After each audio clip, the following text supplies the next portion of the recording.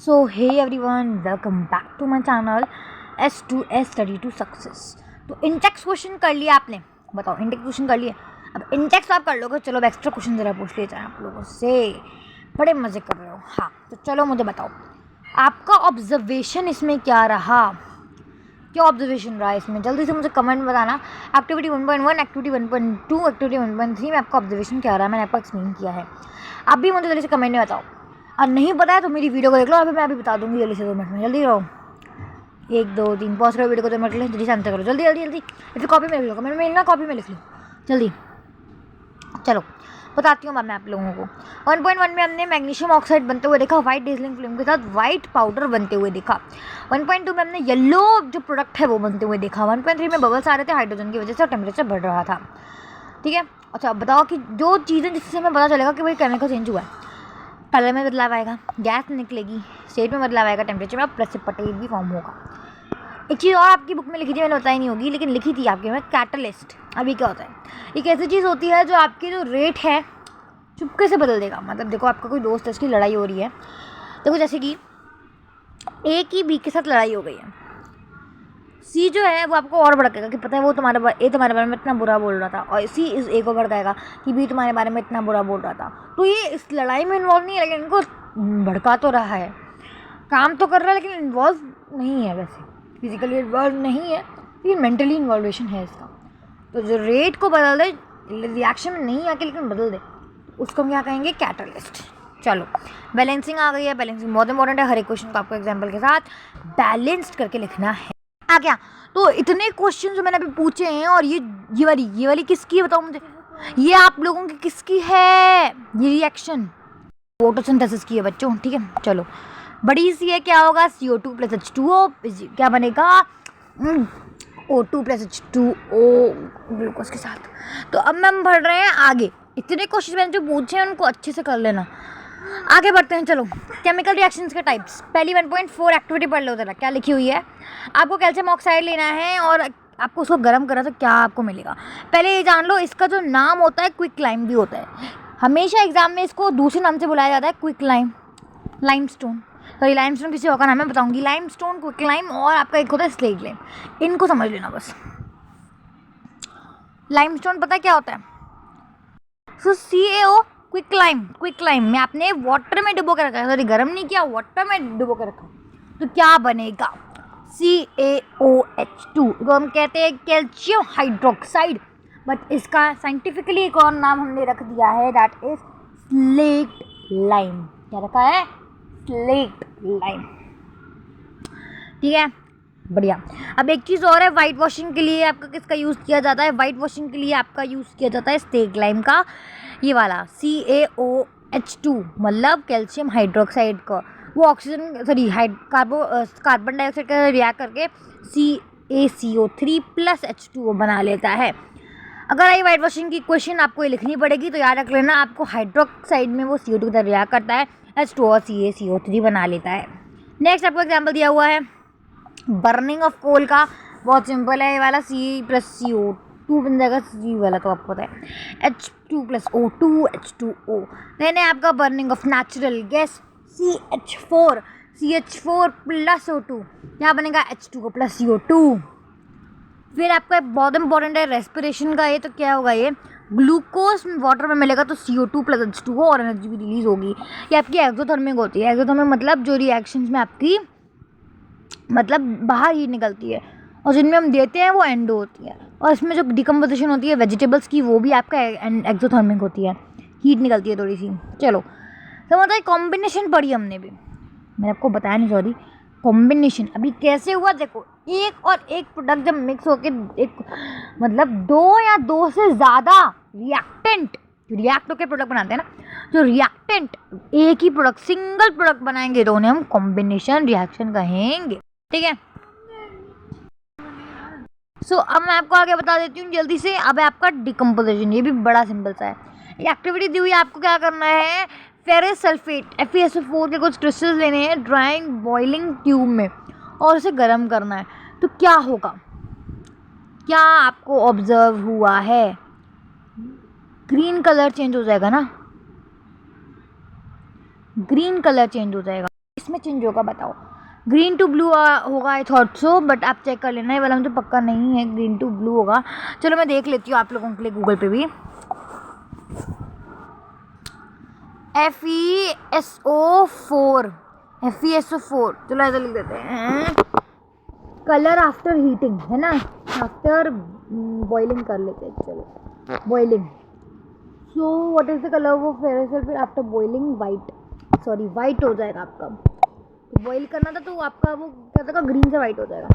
तो इसकी इक्वेशन भी ज़रा देख लेना, FeSO4 आपका Fe2O3 SO2 और SO3 में बच जाएगा। और यहाँ पे आपको एक और दिया हुआ है 7, कहते हैं जब आप इसे गर्म करते हो तो ये क्या होता है, वाटर को लूज कर देता है जब हम हीट करते हैं और उसका कलर चेंज हो जाता है। 7 वाटर मॉलिक्यूल्स में ये अपना क्या करता है, वाटर लूज करता है इतना हीट करने के बाद। देन आपका एक और है कैल्शियम ऑक्साइड वाला लाइमस्टोन। ये किससे बनेगा? CaCO2। इसको हम कहते हैं लाइमस्टोन, क्विक लाइम। और आपका कहते हैं स्प्रिंग लाइम, वो होता है आपका हाइड्रोक्साइड वाला। बढ़िया। और अगली एक्टिविटी ज़रा देखते हैं, मैं आपको बताऊंगी डेफिनेशन क्या होगी। आपको नाइट्रेट पाउडर लेना है, ली नाइट्रेट पाउडर गर्म करना है तो क्या निकलेगा? आपकी नाइट्रोजन गैस निकलेगी बाहर, नाइट्रोजन गैस निकलेगी बाहर। हाँ ये नोट कर लो, नाइट्रोजन गैस निकलेगी बाहर। ब्राउन फ्लेम्स में नाइट्रोजन डाइऑक्साइड गैस निकलेगी। तो हो गया। हाँ ब्राउन फ्लेम्स निकलेगी आपकी NO2 वाली। येलो आपका कलर का ये होता है ली नाइट्रेट जो बनने वाला नाइट्रोजन डाइऑक्साइड। ये आपकी इक्वेशन है, बहुत इंपॉर्टेंट है ये वाली, वेरी इंपॉर्टेंट, मार्क कर लो। PbNO3 आपका PbO NO2 में बदल जाता है। 1.7 में आपको बड़ी इंटरेस्टिंग एक्टिविटीज है, मैं आपको बता देती हूँ जल्दी से। एक आपको मग लेना है और उसमें आपको इलेक्ट्रोड को इंसर्ट अप करना है, ट्यूब को उसके ऊपर से डाल देना है। आपको यहाँ पे बबल्स आते हुए देखेंगे। अब आपको ये एनोड कैथोड, हाइड्रोजन और ऑक्सीजन, ऑक्सीजन का नेगेटिव चार्ज होता है, इसका पॉजिटिव होता है, तो ये आपकी जाएगी नेगेटिव पॉजिटिव एनोड के पास और ये आपकी जाएगी नेगेटिव एनोड के पास। अब इसमें मेन क्वेश्चन जो बनता है वो बस यही बनता है, इनकी गैसेस का रेशियो क्या होगा, इनकी गैसेस का रेशियो का क्या होगा, कौन सी के ज़्यादा होगी, रेशियो सब बता सकते हैं। तो H2 + O2 ये दो गैसेस निकलेंगी, H2O बनाएंगी ये। तो इसमें आप जब आप बैलेंस करोगे, 2 हाइड्रोजन है, 2 हाइड्रोजन नहीं है, देखो ज़रा अच्छी से बात है, H2 + O2 आपका H2O बनाएंगे। तो इधर आपका 2 है, इधर 2 है, इधर आपका 1 है, तो मैंने इधर 2 बना दिया। अब इधर क्या हो गया, इधर 4 हो गए, तो मैंने 2 से इंटू कर दिया, तो ये बैलेंस हो गया ना। लेकिन अब आपको पता चलेगा इधर 1 है, इधर 2 है, तो 2:1 का क्या होगा, रेशियो में होगा। तो हाइड्रोजन ज़्यादा होगी ना, 2:1, 2, तो आपकी हाइड्रोजन ज़्यादा होगी, ठीक है, हाइड्रोजन आपकी ज़्यादा होने वाली है। और फिर मैं आपको बताऊं कि आपकी जो सिल्वर क्लोराइड है, ये वाला रिएक्शन भी तो सनलाइट से ब्रेक डाउन हो जाएगा, Ag + Cl2। और आपका ये AgBr ये आपका फोटोकॉपी में यूज़ होता है, ये लिख लेना, फोटोकॉपी में यूज़ होता है। नेक्स्ट आपकी आएगी Br से रखना, फोटोकॉपी में यूज़ होता है। ये वाली क्वेश्चन ये इंपॉर्टेंट है, बहुत ज़्यादा नहीं है, ये आपकी इम्पॉर्टेंट है। तो ये आपका क्या होगा, बेरियम हाइड्रोक्साइड, आपको अमोनियम क्लोराइड, BaOH वाले का होल ट्वाइस, आपको अमोनियम + 2NH3Cl बनाएगा आपका H2O और BA क्या बनेगा, देखो BaCl2, मतलब जो भी बनेगा वो आप देख लेना, मैं गड़बड़ रही तो वाली चीज़ है, प्लस H2O और NH3 ये बना लेगा आप लोगों का। और होमवर्क में आपको भी क्या दे रही हूँ, वाइट वॉशिंग का हाइड्रोक्साइड होता है, स्लेक लाइम है ना, देखो लिखा देती हूँ एक बार आपको, स्लेक्ड लाइम का आपका, हाँ स्लेक्ड लाइम होता है। सो अब आप इस क्वेश्चन को भी करने के कैपेबल हो, तो आपको इंटेक्स क्वेश्चन कमेंट में लिखने हैं या फिर कर लेने हैं आपको ये खुद ब खुद। देखो ये वाली हमने भी की है, कौन सी गैस ज़्यादा है, हाइड्रोजन।